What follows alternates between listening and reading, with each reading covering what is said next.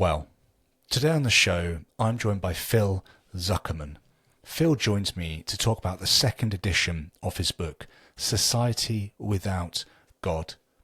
Phil spent a few years with his family over in Scandinavia, interviewing a plethora of people to understand their views and beliefs now that Scandinavia is predominantly post-Christian.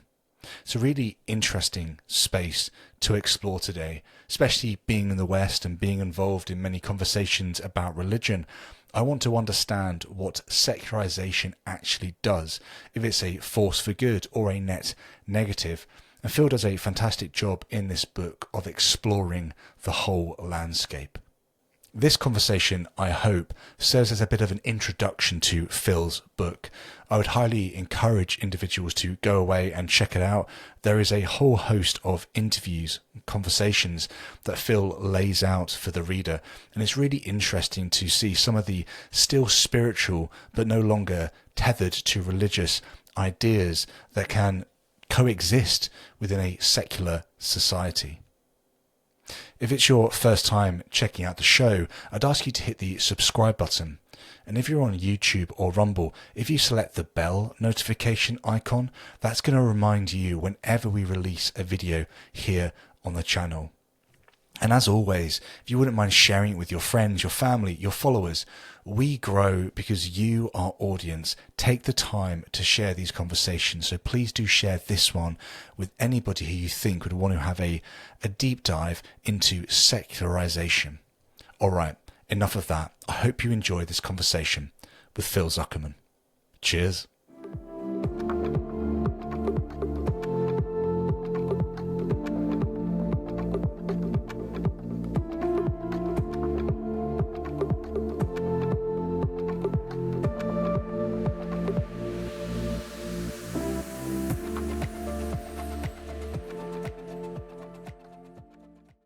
Hello and welcome to the show. My name's Sam. Today I'm joined by Phil Zuckerman. Phil, it's great to have you on the show. Thanks for having me, Sam. Nice to see you. I'm really excited. Today we're going to be speaking about the second edition of your book, Society Without God. I've gone away, I've read it, I've made a ton of notes and got a fair few questions to get through. Awesome. But Phil, before we dive into that good stuff, for those unfamiliar with you and your work, would you mind kind of explaining kind of how you got into sociology of secularism to begin with, and then what led you to spend so much time researching Scandinavia in particular? Yeah, okay. So, let's see. Where to begin? I was drawn to social science early on. Although I do now read a fair bit of philosophy and history and evolutionary psychology, when I was younger in college, sociology just kind of gripped me. It seemed to be the study of society, the contemporary world, what people were actually doing now. I liked the emphasis on how we are shaped by our social surroundings. It spoke to me then. I now understand that there's a lot more going on. You know, we have genetic predispositions and whatnot, but at the time when I was younger, there was something that just rang true about the degree to which we are shaped by those around us, obviously family, but culture, and so on and so forth. So I pursued that. At the same time, I was always fascinated by and a little freaked out by religion. It was something that, while most of my friends didn't seem to care too much about, I couldn't get enough of it in terms of just learning about it, debating it, arguing it. You know, when I met strong religious people, I just wanted to really get into it with them and be like, wait, you really believe this? And I'm happy to talk a little bit more about that.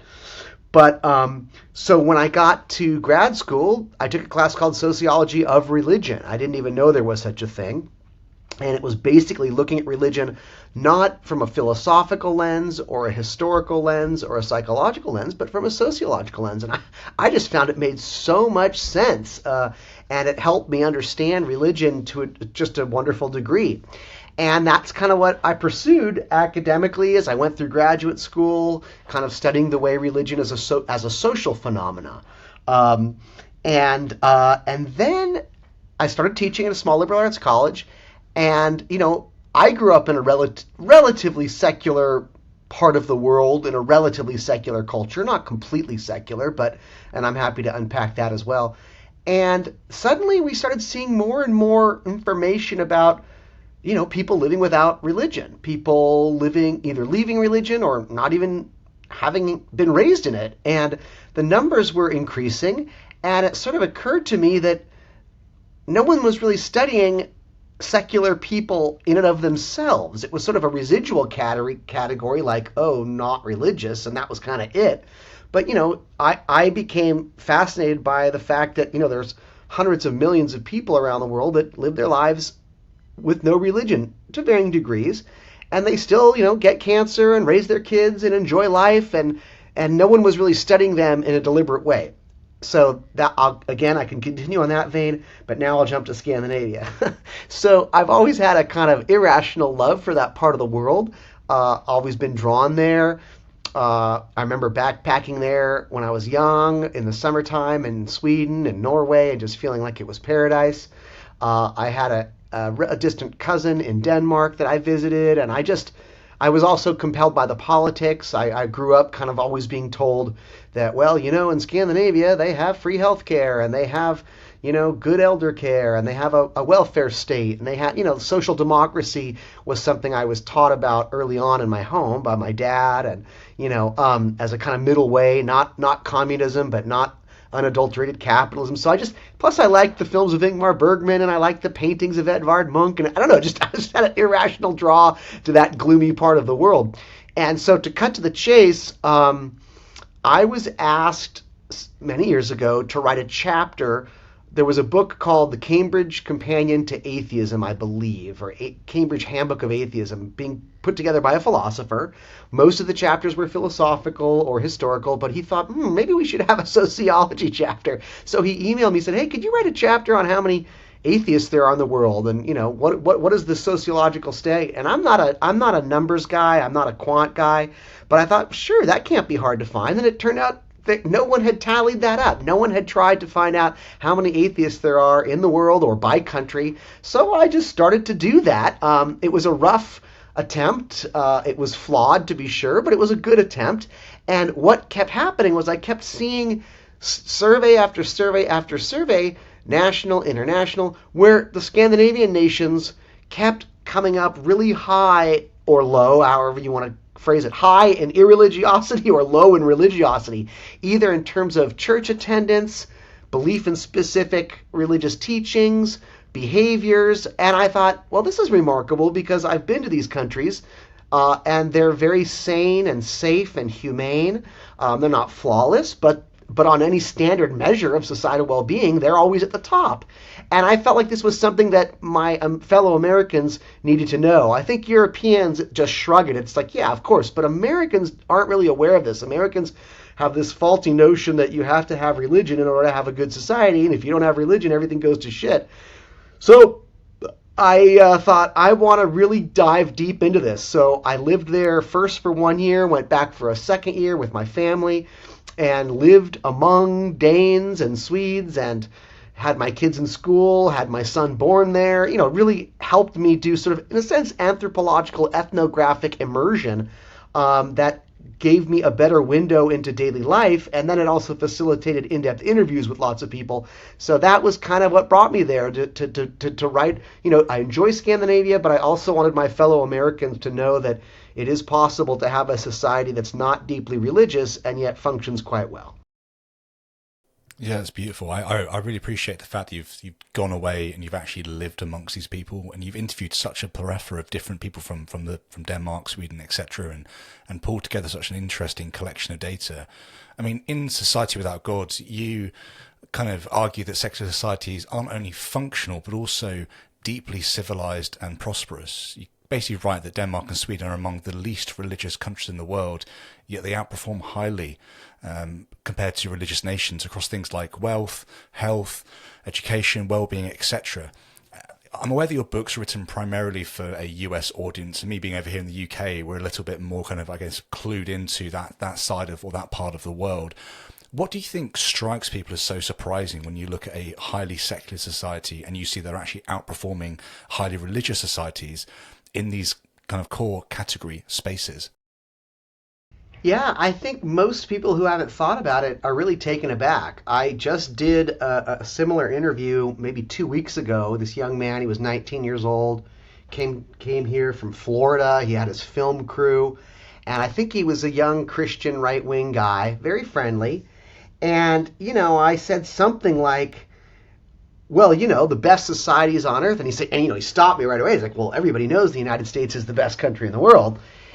And I sort of said, "Well, obviously it's subjective. I mean, who's to say, Italy's got pretty good food. I mean, but I said, objectively, we can measure things like poverty rates, gun violence. I mean, and on that front, yeah, the U.S. does a lot better than a lot of countries out there, and certainly a lot of people are still trying to come here, but on objective measures of well-being, from infant mortality, healthcare, educational attainment, all that stuff, we're not the best. We're up there. We're a wealthy nation, but we have a lot of problems too, as everybody knows. So I think they get a little defensive and a little surprised. And there's two things that I notice happening. So the first one is, the minute I say to them, well, look, you can look at just the UN Human Development Index. Don't take my word for it. Take some objective measure. There's all these rankings out there. There's corruption levels of corruption rankings. Best places in the world to be a mother. Best places for environmental policy. Best places for business innovation. I mean, there's all these kinds of international rankings. Pick whichever one you want. You'll see the Scandinavian nations and others always cluster towards the top. And now you just can look at how religious are those nations, and you can pick whichever, belief, behavior, belonging, whatever you want. And I always say to them, look, most of them are quite secular, relatively speaking. Not all. There's always exceptions. We deal with patterns in sociology, not absolutes. And so the two reactions I'll get is they'll immediately say, well, correlation is not causation. And I'll say, yeah, I'm not saying that because they stopped going to church, suddenly they got a great, welfare state. I'm not saying because they stopped believing Jesus was their personal savior that suddenly crime went down. I'm not making that claim. I'm actually countering their claim, which is a correlation causation fallacy, when they say we have to have religion to have a good society, and without religion everything will fall to shit. That can be debunked, and that's primarily what I do. But the second thing is they'll say things like, there's all these other factors involved. They might say, there's economic factors, and I'll say, right, so are you admitting that economic factors kind of maybe are more significant than religiosity? And they'll kind of hesitate, and they'll say, and there's racial dynamics at play, and I'll say, right, so are you saying racial dynamics are a little bit more significant than, and then they'll say, and there's political aspects, and they just start naming all these things that I'm fully in agreement with. But what you find is that religion starts to go down to the bottom of the list. So you have politics, you have history, you have economics, you have culture, and then the more that religion goes down, the more they have to admit, I guess it isn't so significant after all. Now, I will say that because I'm a sociologist and I'm an academic, I have to make claims. I can't make wild claims like I could in some sort of op-ed magazine or blog post. So again, I'm not making the claim that secularism is some panacea, that if people just give up religion, everything will become better. I'm simply arguing against those who say that it'll fall apart. However, you're right, because it would be one thing if there was just no correlations at all between religiosity in a society and societal well-being. And if it was scattered, we could say, well, clearly it's not a factor. But the fact that you see these highly secular societies doing so well consistently on just about every measure, not every one, it does suggest, and maybe I haven't developed this too much, but I do think, if pushed, yes, there also is something about secular values, secular humanism, that maybe does make for a more successful society. And my key evidence for that is if you look who did create these positive societal outcomes. I mean, Scandinavia wasn't always this way. Scandinavia was the poorest region of Europe. People were freezing to death, leaving in droves, starving. There was tremendous inequality. So it didn't just sort of magically happen that they became among the most equal, prosperous, well-educated. I mean, look at Finland. Finland was about as, what's the word that I can use, a backwater, a place of Europe as possible. I mean, it was just a backwater of the Swedish Empire. It had no universities. People were just barely getting by, and now Finland's one of the most innovative and wealthy and highly educated. So how did this happen? If you look at the drivers of those changes, those politicians were almost to a T social democrats who had given up religion in favor of secular humanism. People like Olof Palme, people like Stauning in Denmark, Gro in Norway. So, I mean, there is something to say about when you adopt secular humanist values, maybe it creates a more, here and now-ness. Let's make the world a better place. And I'll just end by saying Callum Brown, who's I'm a huge fan of, he's a historian in the UK. I believe he's Scottish.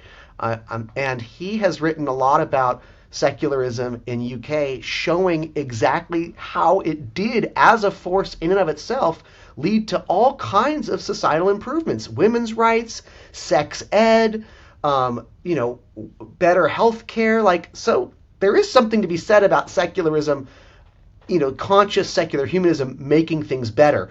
But I don't think that's the case, worldwide or globally. And we obviously know that atheists can be heinous if they're dictators like in the former Soviet Union or whatnot. So it's not guaranteed.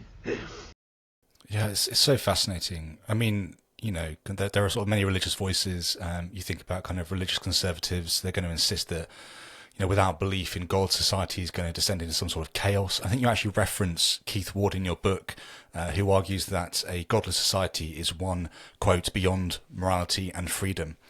I think there's this sort of massive paradigm that people have. I also think it kind of comes down to fear, right? That without religion, society will rot. And that's something else that you say as well in your book. And I think it's driven by a misunderstanding about what secularism actually is. Would you say that's fair? I do think so. I think there's a branding issue thanks to the Soviets. And I also think there's just a lack of knowledge thanks to just people not being aware, and we're not doing a good enough job explaining what it means. Yeah.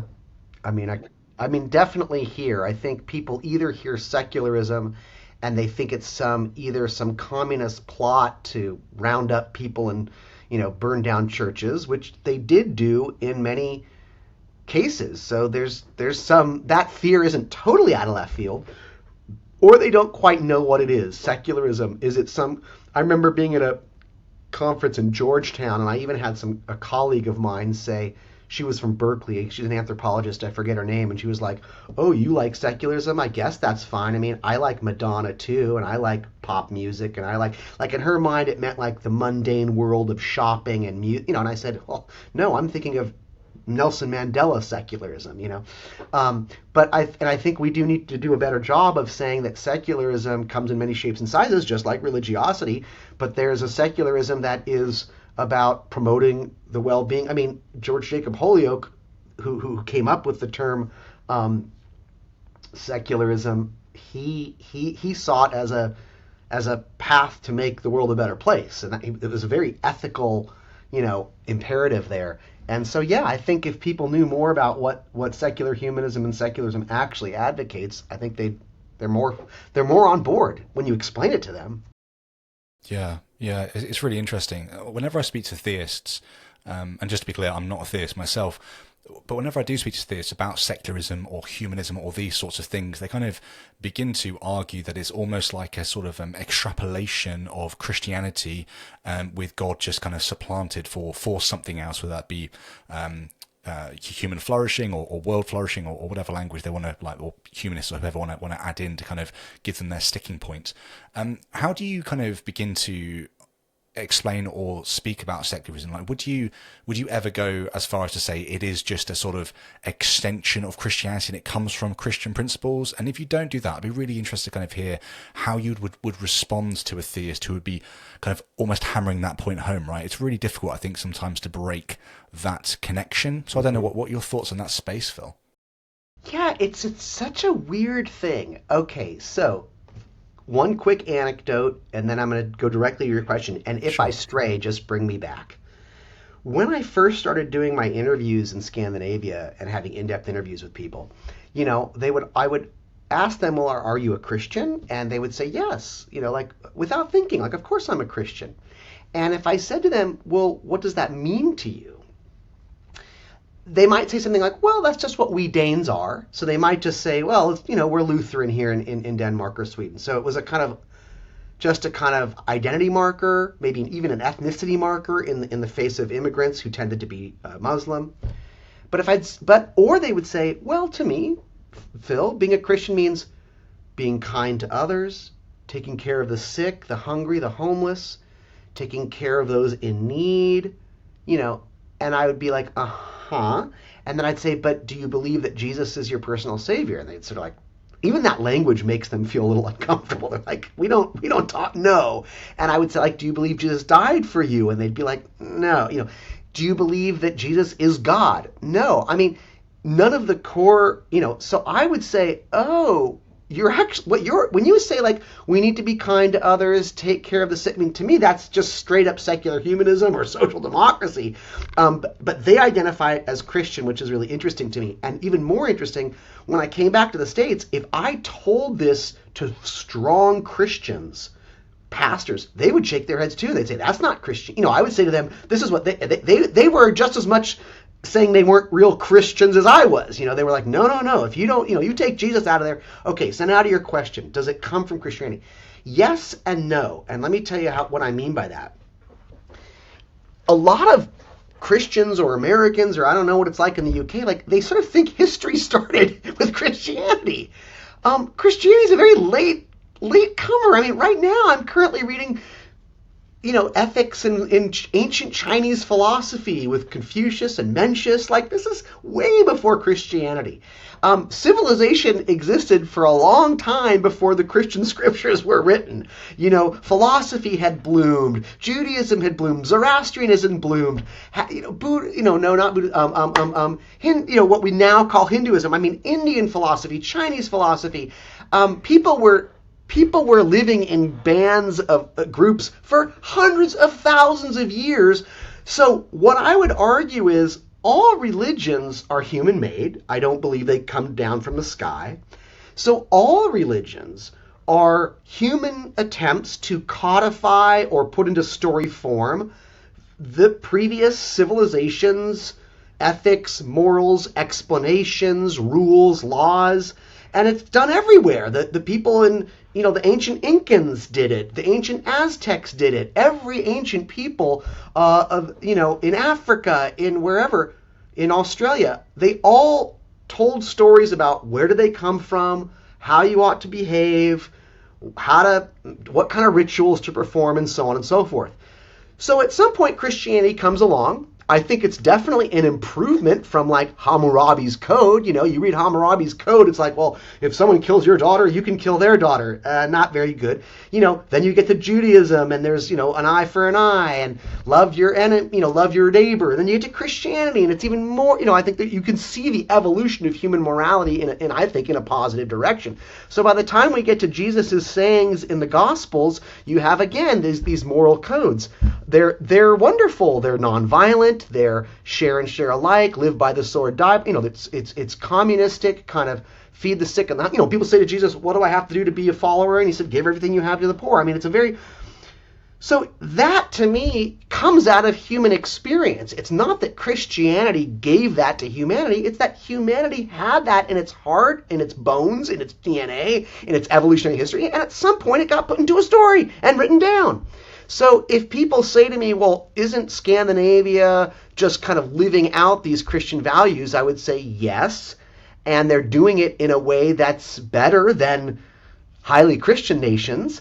But the source of it is not Christianity. The source of it is our human empathy, which predates Christianity. It comes from our bioevolutionary past, and it just got codified at a certain point. And I would say our moral improvement didn't stop at Christianity. Read the Universal Declaration of Human Rights. It's far superior to anything Jesus had to articulate, or Paul. So we're always advancing in terms of making the world a more just and fair place.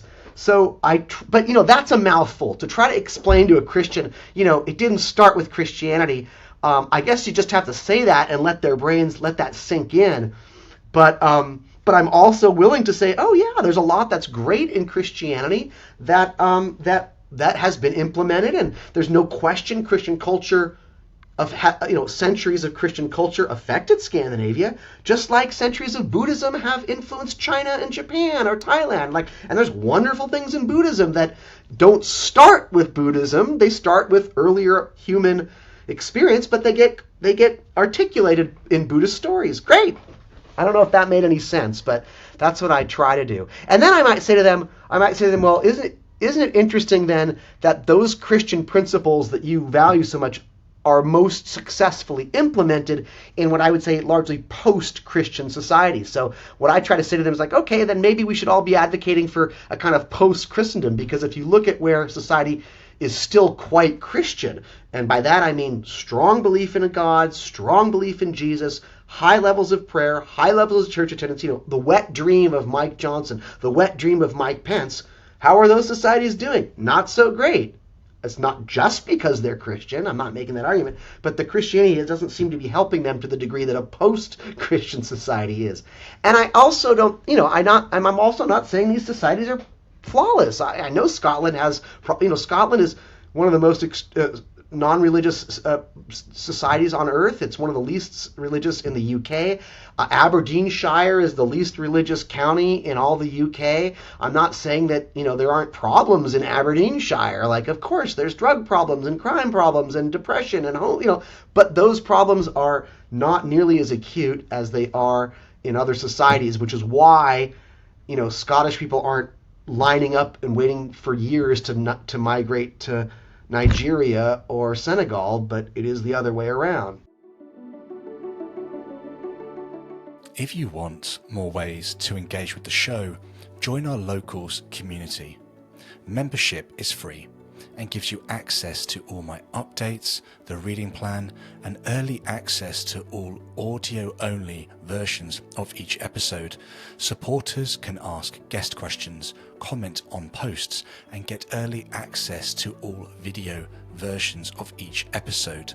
Your support is essential for the show's growth.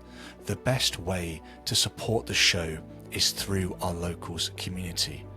You can also contribute via YouTube Super Thanks, PayPal, Substack, and even Bitcoin. All links are in the description. And thank you for helping us to continue to create content. Yeah. I mean, I was really kind of woken up to this when I began to actually read Plato for myself.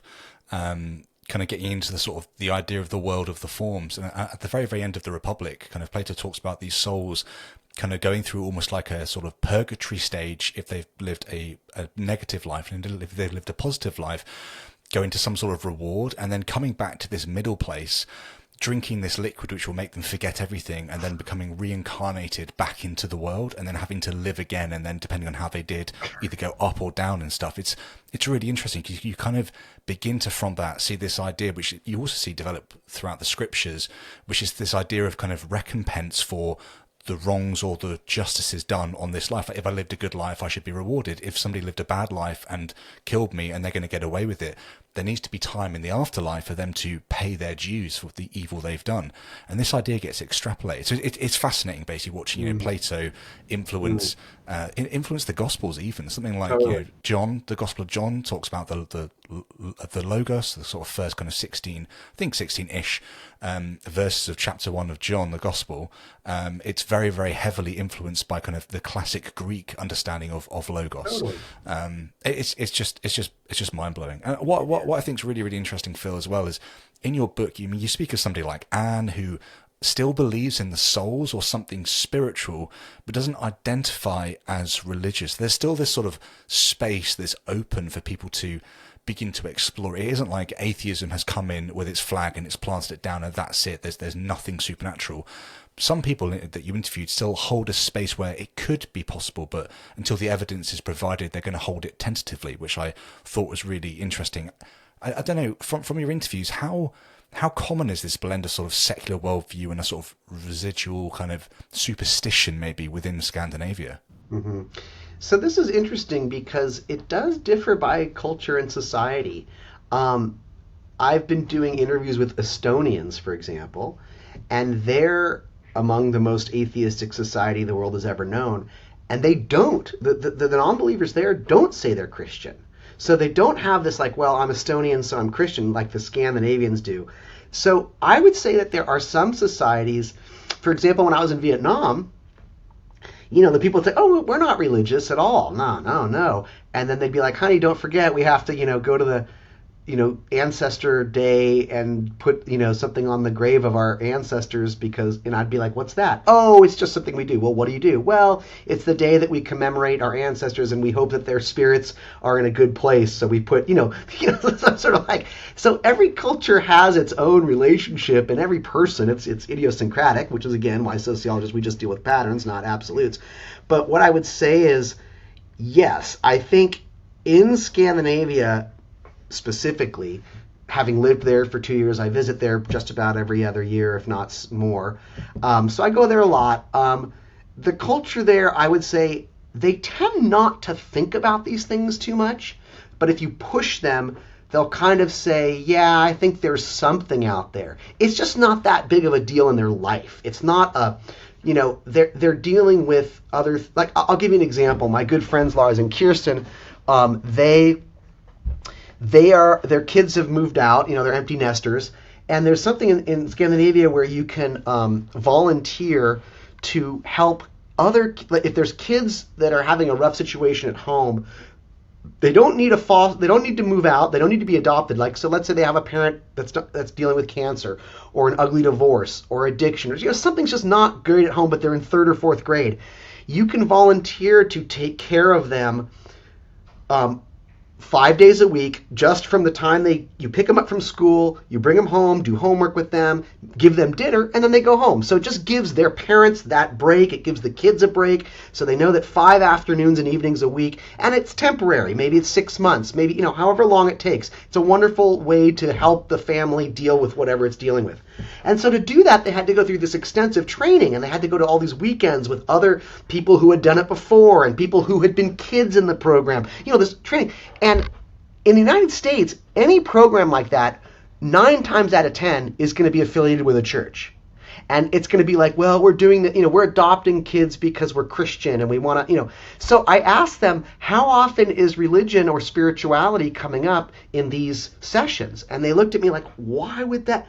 It was almost like, what, how often does goldfish come up? Like, it was so like, there was no need to make it religious or spiritual. It was just what humans do to help each other out in a well-functioning culture and society. So I feel like, yes, I did interview quite a few Danes who did have strange experiences that they couldn't explain, or saw something when Grandpa died. They could have sworn they saw something float up out of his body, or my daughter was seeing ghosts, or dead people in the hallways. I mean, so yes, there's a kind of Scandinavian society definitely has its enchantments, but I would say your average Nordic person, it's not a significant part of their life. But I do agree that most humans outside of Scandinavia in general are not purely, strictly naturalistic, everything's carbon and that's it.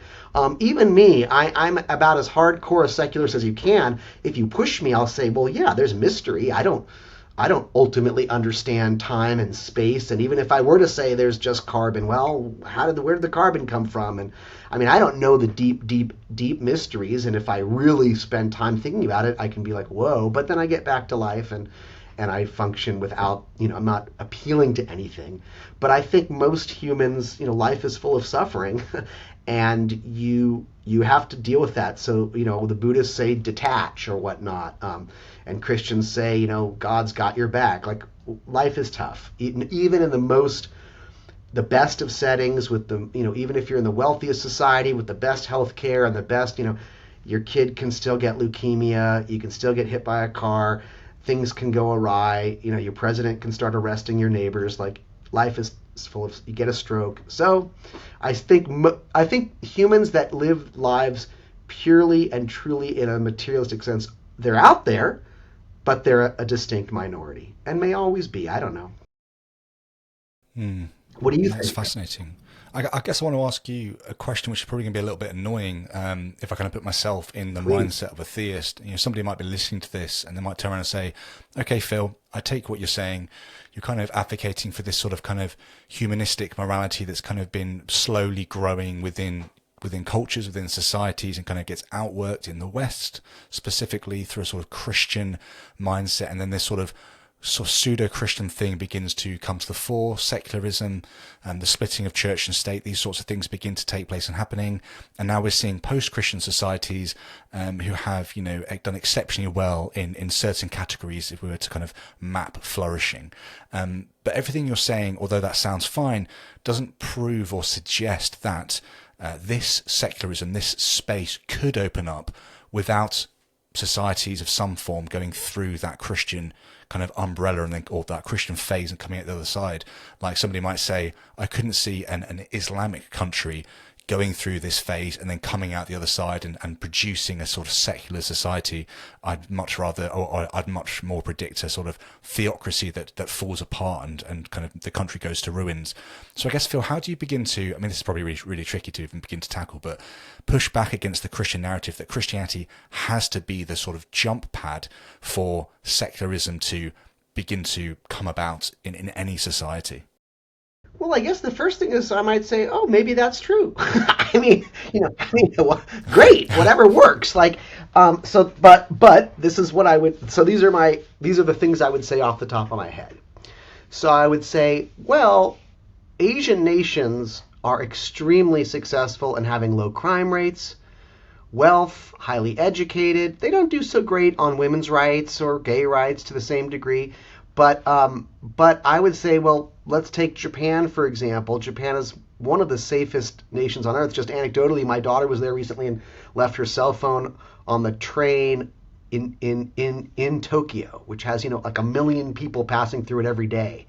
And it was like she went to the place and said, I left my phone. They said, okay, come back tomorrow to the lost and found. She came back the next day. There was her phone. Like, come on, and there's no history, a deep history of Christendom in Japanese culture at all. Have there always, yes, missionaries have tried, and yes, maybe this island had some Christians here or there, but Christians have never, and Christianity as a cultural or civilizational force has not been on the radar ever. And yet Japanese people somehow have created a safe, clean society. It's not perfect. They have low fertility rates like we're seeing all over the world. That usually is a result of industrialization and whatnot. But what I would say is, if we look at certain other Asian nations that function very well, that have high levels of morality, now someone could say, okay, well then maybe it's Christianity and Buddhism and so on. Well, before Buddhism there was Shintoism. Before Christianity there was Judaism. So are you saying that all societies have to sort of start with Judaism and then go to Christianity and then go to where does it begin? And there was something before Judaism as well. So I'm always wondering, where does it start and stop? Now, I would also say, where do we find the best gay rights? We also find the best gay rights in post-Christian societies. Is that because of Christianity? That's hard for me to square. Christianity is explicitly anti-gay. Judaism is explicitly anti-gay. Israel is the best place for gay people in the entire Middle East. Judaism asks for, in Leviticus it says death to gay people. So how do you go from death to gay people in Leviticus to gay rights in Israel? How do you go from, Paul saying gays and lesbian, gay people deserve death, but we see that, Denmark was the first nation to let gay people get married. I mean, I don't know how you square this peg. But that said, there is a tradition, it goes back to Max Weber, maybe even before him, that does try to look at religion as a force in and of itself. You have these scriptures, you have these institutions, you have these teachings, and if they have enough power, they will be formative. And you could make an argument that, Hinduism leads to these outcomes over centuries, and Islam leads to this outcome over centuries, and Judaism, the only problem with that is there's so many intervening variables and factors. It's so complex. But I'm okay saying in some instances religious culture is causal. So let's take Jainism, for example. Jainism in the Indian subcontinent, it takes nonviolence to the extreme. You're not to kill anything. You can't kill, obviously, people, but you can't even kill animals. You can't even kill insects. You're not even supposed to eat like fruit until it drops off Now, it's going to be very hard for me to imagine that society evolving into a gun culture, right? So I think, it's going to have other problems. They have weird takes on sex and marriage and gender, whatever. But on nonviolence, that ethic is going to be so strong. So I would say, yeah, there's something to Christianity, I think, that maybe led the way towards secularism. But to suggest that we have to go through that to get the good things of secular humanism is a little odd to me. Asian cultures have gotten there, and I think that. And the funny thing, too, is, again, it's all a matter of debate, but actually Christianity came the latest to the Nordic nations. In terms of European history, Norway, Finland, and Sweden don't turn Christian until like the last. They're the last ones to go. So they actually had the shortest experience with Christianity. And even when they became Christian, it's not like everybody understood what that meant. It just meant some king, Harold Bluetooth in Denmark, some priest came and did a magic trick with holding a burning poker and didn't burn his hand. He's like, fine, we'll be Christian. It's not like the theology seeped into everybody's brain and everybody became this deeply theological Christian. So one can make the argument that actually the best thing is, a quick injection of late modern Christianity, and then you get, So, but at the end of the day, I'm fully happy to say, sure. I mean, I was on this podcast. It's called like something philosophy. He's a Christian dude. He's very successful. He has a goatee. This white guy. It's called something philosophy. Sorry, I forget the name, but it's huge. And I didn't know about it because I'm not really keyed into these things, but he kept making this argument that Christian culture, and I said, well, if you want to be consistent, then say post-Christian culture. And he didn't want to go. He's like, what do you mean? I'm like, well, all those outcomes you're talking about, we find them in societies that were very religious but aren't anymore. And he didn't want to admit that. But what I said to him was like, well, fine. Why isn't El Salvador, where religion is so strong, and Christianity specifically, why isn't it doing really well? Well, there's all these other reasons. Exactly. That's my point.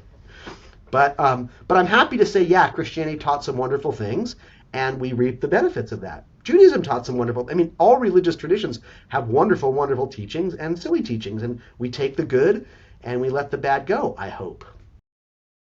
Was it Michael from Inspiring Philosophy? Is that the... Exactly. Yeah.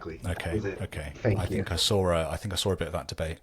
I was going to actually ask you about something that cropped up in that debate, just because it feeds into this conversation really, really nicely.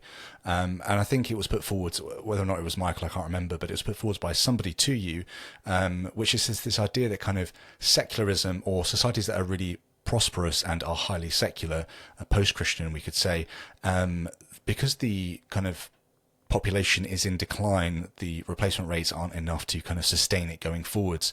They rely on things like immigration, which obviously then kind of causes potentially issues around kind of religious trends building up. So you could look at somewhere like Scandinavia and say that it's now, a sort of kind of quite heavy Islamic core is beginning to grow in places like that, and in the UK as well, where I live.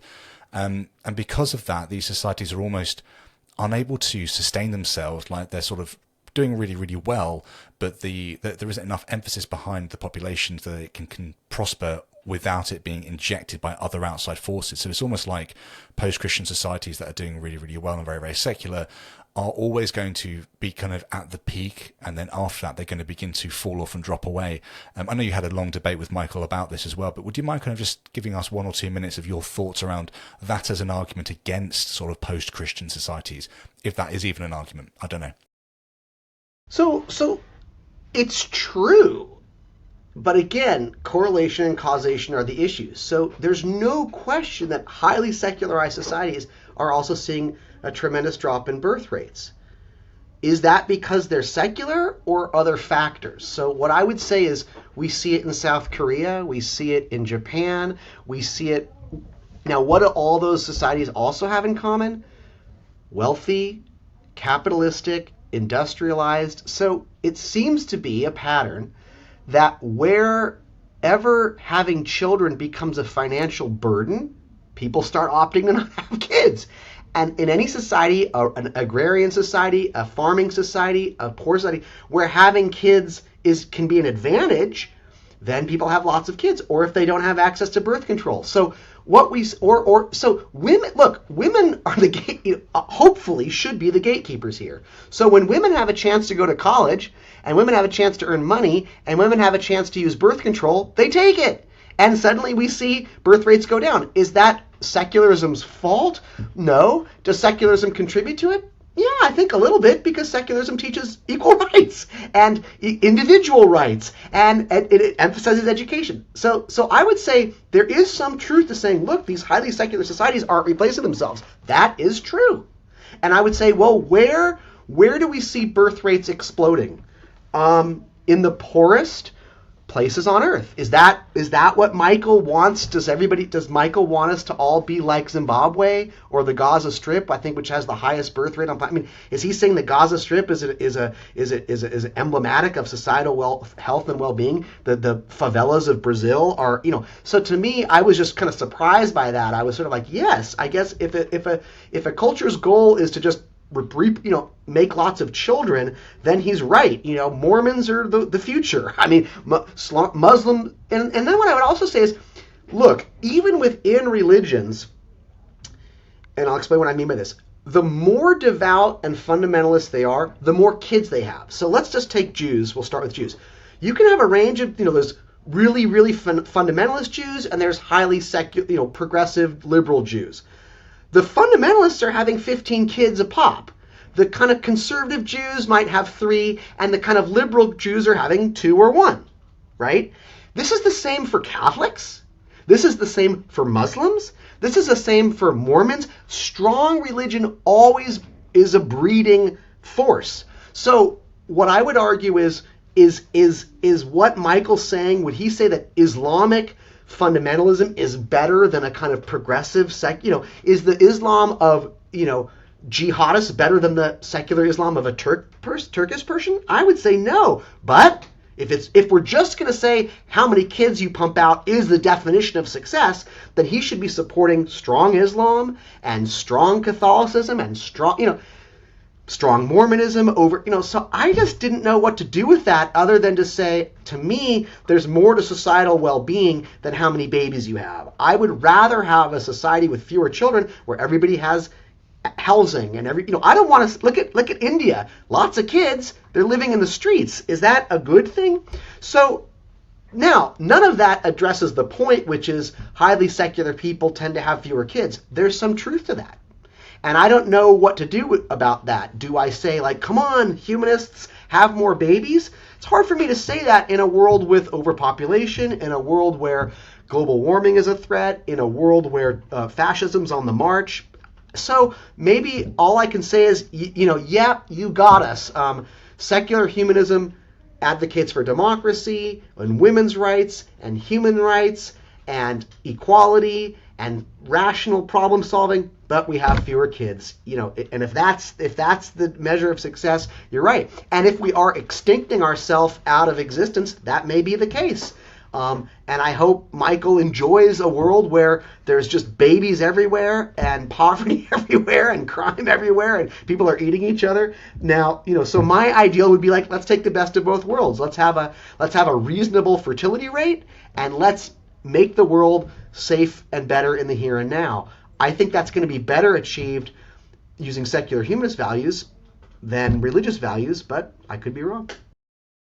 Yeah, it's a really interesting space, I think. I mean, just my reflection on that, they won't be your reflections because I'm not an expert, but my reflections are kind of why do we think that we need to maintain or continue these things on past a certain point? I know that sounds kind of maybe a little bit bleak or kind of pessimistic, but there's this sort of idea that kind of humanity must continue on forever, when we know that's not possible. We're going to have to come to terms with either something natural wiping us out or us deciding there is a time when humanity is going to not is going to no longer carry on because the resources are diminishing, or whatever it is.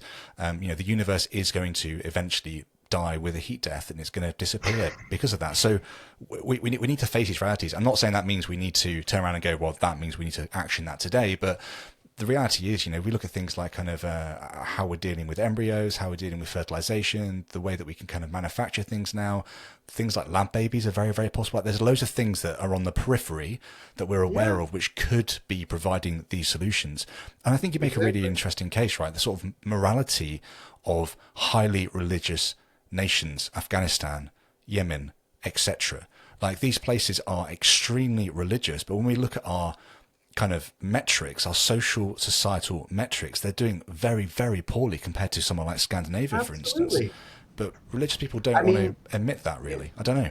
No, it's weird. Christianity is booming in sub-Saharan Africa. It's not a very society healthy place. It's not awful. There's wonderful people and wonderful families and wonderful life, but on the standard measures, they're not doing so well. Is it because they're Christian? I'm not going to make that case, but the Christianity doesn't seem to be helping, or if it is helping, barely. And, I agree with what you said about humans. Like, it's bleak, but it's not, to me, if we're just part of a natural world, like, if we continue to exist, wonderful. But if for whatever reason we don't, I don't know why that's, in other words, like, I don't know. It's like a lot of things don't exist. Let me think if I can give an example. Well, it's kind of silly, but yeah, to me. And what's also odd is if you're religious, don't you want everybody to go to heaven anyway or hell? Like, isn't that the whole idea? If you're Christian, like, why? So that always kind of gets me. Like, I can see why an atheist wants the world to last forever and memories to last forever, because this is all we've got. But if you think you're going to go to heaven or hell, I always thought that this earth is just maybe like a little staging area. It's kind of like a setup for something much more important later. So that always kind of cracks me up when they're like talking about that.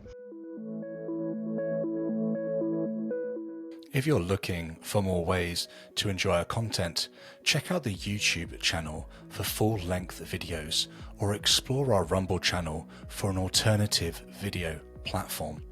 You can also listen to the podcast in your favorite feed, and while you're there, please leave a positive and written review. It helps others to find the show. Lastly, you can read all my essays over on Substack, and by signing up, each new installment will be delivered straight to your inbox.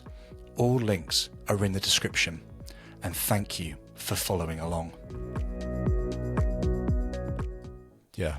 And we're looking at kind of very, very, very recent history. Yeah. Like, we're looking at, these secular societies haven't been around very long, and we're kind of looking at current trends and suggesting that is the sort of lifespan or the half-life, without really actually being able to see these things actually fail if they're going to fail, and understand how that all works out.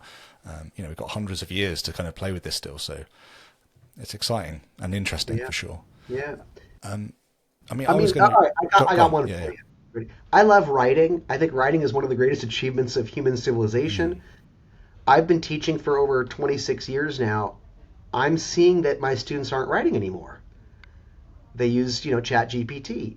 My colleagues use ChatGPT. Like, so what are we supposed to do here? Are we supposed to say, like, we have to keep the art of writing alive? Like, yeah, I don't want to see it go away, but it's going away. Like, so, I guess we could all move to a commune and ban ChatGPT and all teach children to write. And I think that would be a better culture than one where ChatGPT writes for everything. But at a certain point, life changes, and you there's only so much you can do. It makes me sad, but it's also, what are you going to do about it? So if people in South Korea just are only having one baby per couple, that's sad to me, because I want to see South Korean culture thrive forever, but it's what's happening. Yeah. And I think quality of life is better than quantity of life. I mean, if you said to me, Would I rather have a society where there's 10 kids per family and people are miserable, or a society where there's one kid per family or two kids per family and everybody has a decent life? I would take the latter, but that's just me. So I'd really like to get your take on this idea that there is almost a rebirth of Christianity in the West. Justin Brierley, quite a well-known religious pundit, released a book about this a couple of years ago now, suggesting that we are seeing a rebirth of belief in God in the West. And you had Ayaan Hirsi Ali recently making waves about her sort of claim to coming back to religion. Obviously, she was originally a Muslim, kind of came over to Denmark, I believe, and then was praising secularism, and has also kind of now become a Christian from all accounts that I can tell. So I'd be really interested. It's been 5 years since the second edition of Society Without God came out, of your thoughts around this claim. It's a very Christian, kind of conservative claim, I think, that God is coming back into the picture, that God is an important element into our story again, and we're seeing a revival almost of the Christian claim on people's lives. What are you seeing in the research, in the literature, as you look at the horizon? Like, what do you think's actually going on here? It's an empirical question. I mean, how do we measure Christianity? How do we measure religiosity? Is it church attendance? Is it belief in God? Is it people claiming to be Christian? How do we know? Sorry, I might have to take this. This is the culprit. So what I would say is, I recently co-authored a book with Ryan Cragen and Isabella Castlestrand called Beyond Doubt, The Secularization of Society. And we just look at existing available data for decades. All indicators are going downward. Belief, behavior, belonging. The last time I was in Scotland, every church I saw was full of people of color. Nigerians, Africans. I mean, yeah, they were going to church in Edinburgh, but the Scots weren't, or the native Scots, whatever the proper term is. What I would say is, the data I'm familiar with, and even here in the United States, we've seen the number of people, claiming to be Christian going down, down, down, down. And then like 2 years ago, we saw a slight leveling off, and everybody's been like, it's back! Christianity's back! I mean, just yesterday, people were sending me some article in the New York Times by some woman saying, aha, Americans are religious again. And I'm like, wait, it's going like this. Most charts do that. So for 2 or 3 or 4 years, you're seeing That said, it's certainly possible that people will find God again and religion again, especially as the world gets more and more precarious. It's sort of an obvious truism to me that when life is hard, people turn to religion for comfort. Or God. Like, yeah, that's usually how it works. I mean, that's why Haiti, people are quite religious in Haiti, because life is nasty, brutish, and short there. So as fascism takes over, as AI takes over, as global warming heats up, I wouldn't be surprised if people turn to all kinds of solace, whether it be supernatural or not, whether it be Christian or not. So I'm not opposed to the idea that religion can have a resurgence in popularity. It very well will, I think, if the world keeps going in this spiral. Right now, the data seems to suggest that Christianity is not back. It is anemic. It is on the ropes in most societies. But we do see some resurgence here and there. I think Israel's getting more religious, which is ironic. Like, as it gets more violent, it's getting more religious. Go figure. I think some societies are going to see these upticks if they're feeling threatened, if, religiosity is correlated with nationalism. It's correlated with fundamentalism, political fanaticism. So I'm not surprised. But the notion that, the West is now religious again compared to what it was 50 years ago or 100 years ago is just not sustainable empirically right now. We'll see how it is. But every time I go back to Scandinavia, I'm trying to find out, like, oh, is it resurging? Is it coming back? And I'm not seeing that yet. I think religion's even more uninteresting to them than ever before. Yeah, Yeah, it's fascinating, isn't it? I mean, we've already mentioned places like Afghanistan or the Gaza Strip or these sorts of places which are highly religious. And the reality is, are they highly religious because religion is true, or are they highly religious because it gives them meaning and a way to deal with the loss or whatever it is, the Yeah, reality that they don't have much money, that there's lots of poverty going around. Somewhere like the UK, where I'm from, it was obviously highly religious a couple of hundred years ago, and it's slowly exactly. kind of dropped away as wealth and kind of prosperity has increased massively. That's right. I was going to. Absolutely. I was going to ask you. Obviously, the title of your book, "Society Without God," can kind of strike people quite kind of abrasively, I guess, if they don't understand what's going on with the subtitle, for instance. But I wanted to ask you, kind of like, what are some of the most common misconceptions people have thrown your way when they've just heard the title "Society Without God"? What do people tend to think of that they shouldn't be? Hmm, that's a good question. Um, I think it depends on the context. So, like, I think when Scandinavians see that book, they're like, "Oh, that's probably someone who's lamenting the loss of religion. It's probably some religious book," and they just shrug their shoulders and move on. Like, why would I read that? Who cares? Um, I think Americans. I've had Americans say to me, "Well, they're all going to go to hell then." I remember being at a dinner party and I was explaining about my book, and they're like, "Well, they may have a nice little society right now, but they're all going to hell." I don't know. I think people, yeah, and then some people are curious. They're like, what might that be like? It's been translated into Chinese. It's been translated into South Korean. It's been translated into Italian. So there's like and others. So it's definitely caught the attention of people around the world.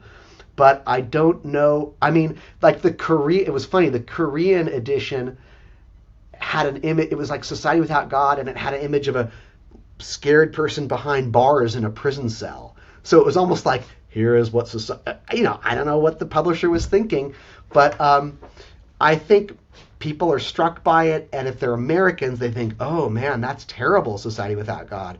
And I hope that I try to disabuse them of that. I want them to go, oh, I guess maybe it is possible that you can have a well-functioning society and not be worshiping at the altar of an invisible deity. I hope, but I don't know for sure. I guess we've kind of touched on the sort of kind of reality that Sweden and Denmark, for instance, are kind of a product of historical, political, cultural, religious, all these different things in this melting pot have produced these post-Christian societies.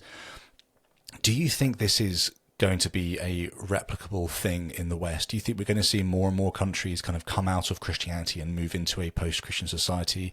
Could you see these sorts of kind of things happening, or this change happening as well in Africa, say, 200-300 years from now, if societies keep going the way that they have in Europe? Will this thing just repeat, or are these really, really isolated special events that have really only happened in Scandinavia? I'd like to understand the sort of the bigger picture of where this could go. Good question. It's tricky because every country and society is so unique. Take Scandinavia, highly homogenous. Everybody's name is Nils. Their last name is Christensen. They all eat the same muesli for breakfast. So societal change in those kinds of societies is going to happen very differently from a highly diverse society like the United States, where you have zillions of different languages, different cultures, different races, different ethnicities, different immigrant populations with different trajectories. Social change is going to happen very differently when you have 5.5 million people named Sven. And I mean, I'm making a joke out of it, but there is something. They are very homogeneous. Japan is very homogeneous.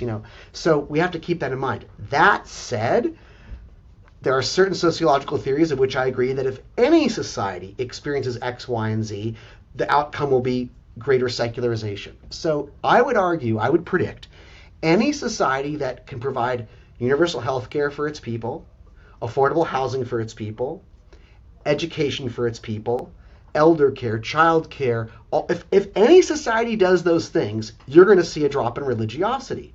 You see it in Latin America. We see it what is the most secular part of South America? Uruguay. And now comes Chile. Like where you see society doing a better job dealing with those things, religiosity tends to go down. We see the same thing in Canada, in Australia, and so I would argue that if societies do the following things, women get equal rights and access to birth control and access to and can work in the paid labor force. Healthcare is universal and efficient. Housing is affordable and accessible.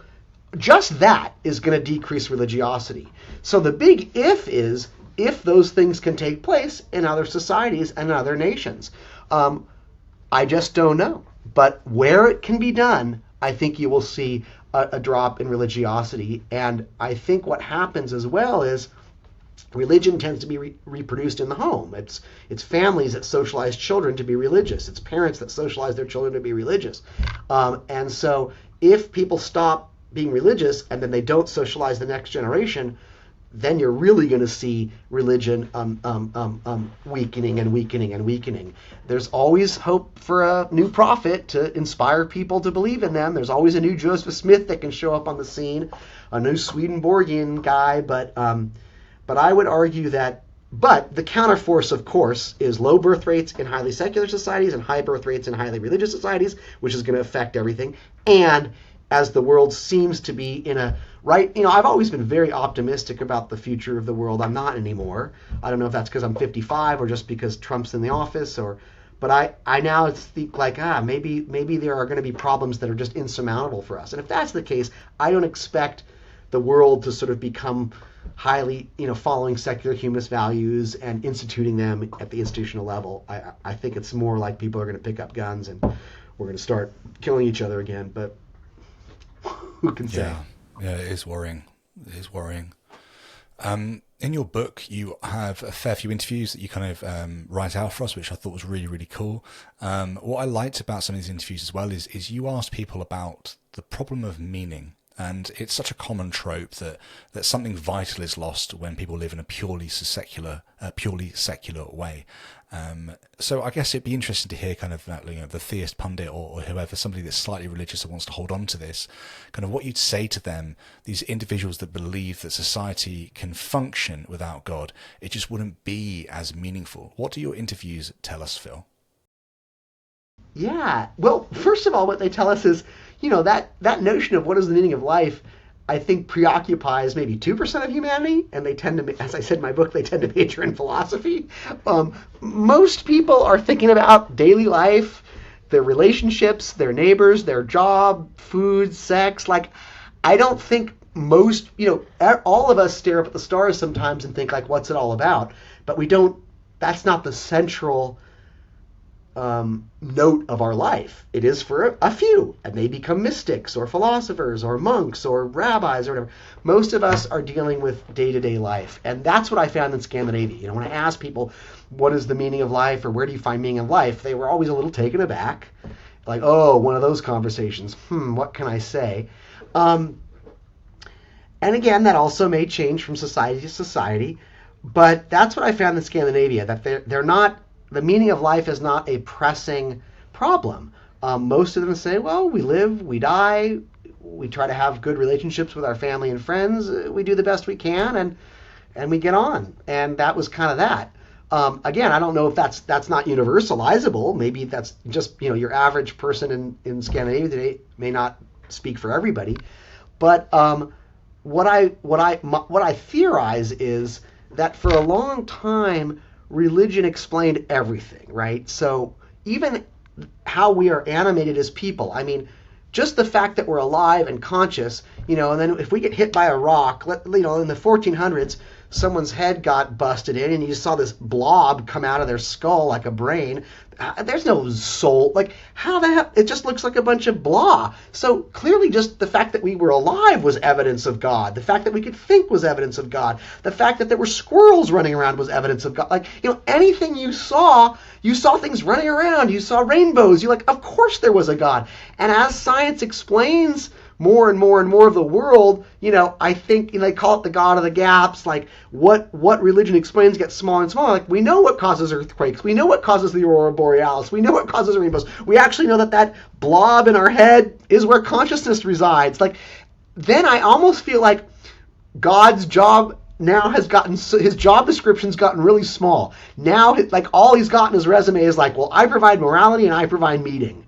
And everything else has been accounted for. Like, we don't need a God anymore to explain why squirrels shit. We don't need a God anymore to explain wind. Like, all of that's been kind of like, his job's been reduced to like meaning and morality. Now, I think we've also can explain those. Morality for sure. Meaning to me, so what I say to people is, it's a subjective enterprise, and that's what the existentialists said, Sartre and Camus. I mean, that's what they said, is like, at the end of the day, we have to create our own meaning, which for some is a very depressing and anxiety, inspiring situation. It causes angst. Others, it's a positive and affirmative reality. And for most humans, I was like, well, how does a God give my life meaning? Like, it takes it away for me. So, but it's subjective. So I don't know what to say to the theist who's like, well, we're living meaningless lives. I'm like, well, maybe you are. Maybe, sometimes I feel like my life is meaningless and sometimes not. Like, welcome to adulthood. Welcome to reality. Like, I don't know why a magic invisible deity suddenly makes life meaningful. If it does for you, great. If you find meaning. I mean, I interviewed a dude recently who believes that we were all made by aliens, and he thanks the aliens every time he eats a meal for designing our digestive system the way it is, and if that gives his life meaning, that we were invented by alien scientists, I can't argue him out of that. It wouldn't give my life meaning to think we were invented by, So to me, meaning is a subjective thing. And if they're saying like, well, we're all just living these empty lives, I would argue like, are you saying that when people were deeply, deeply Christian, and everybody was Christian, they had much more meaningful lives during the Black Plague, their life was just full of meaning? Really? You'd have to prove that to me. When people were living under when popes had all the power and everybody was having to go to church, they had more meaningful lives. I'm not convinced by that. I think humans have always struggled with meaning, and we always will struggle with meaning. And I know that, science, not prayer, has allowed you and me to have this conversation right now. You're in the UK right now, and we're talking in real time about meaning. Like, to me, that tells me something that, like, I couldn't have this conversation when Christianity was in its heyday. I'd have to just have it with my neighbor, or whatever. So to me, I find meaning through science and reason and rationality, or not at all. And I go to the Buddhist temple and they tell me that it's all illusion anyway, and okay, maybe they're right. I'm still going to the beach tomorrow. I like that. I like that a lot. I'm obviously aware that secularists aren't going to go out and try and evangelize others to become secularists necessarily. But I think it's an interesting question to ask, kind of what secularists should be cautious about as the worldview that they believe or just live out begins to spread. Like, is there anything that you would say, Phil, that secularists should have in mind as secularism potentially begins to broaden its reach across the globe? Yeah, I think what people need to, again, we need to be more clear about what it means. It's not just nothing. I'm not nothing. Just because I'm not religious, I think we need to explain to people that secularism contains its own values. And I always like to use democracy because everybody seems to love democracy, at least in the United States, or they say they do. It's not in the Bible. Jesus never, no one ever said government by the consent of the governed except humans. Muhammad didn't articulate it. Buddha didn't articulate it. Jesus, it doesn't come from any scriptures. You can't find it. So I say to them, look, a lot of our values are humanly created. All our values are humanly created, but some obviously so.